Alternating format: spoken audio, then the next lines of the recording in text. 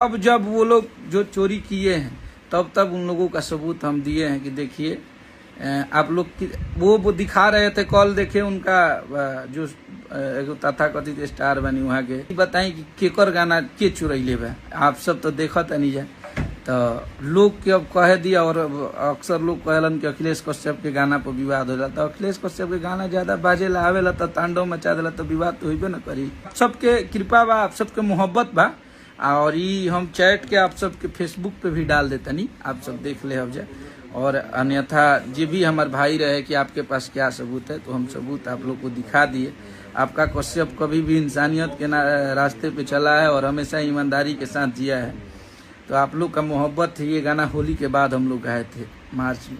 तो आप लोग बस ऐसे ही आप अपने हिट मशीन पे आशीर्वाद प्यार बनाए रखिए। आप लोग ऐसे ही मेरे हरदी गाने को उन लोगों ने गा दिया, ऑडियो छोड़ दिया, बाद में शूटिंग किए लोग, उसके बाद बोलने लगे कि हरदी केहू के बाप के ह।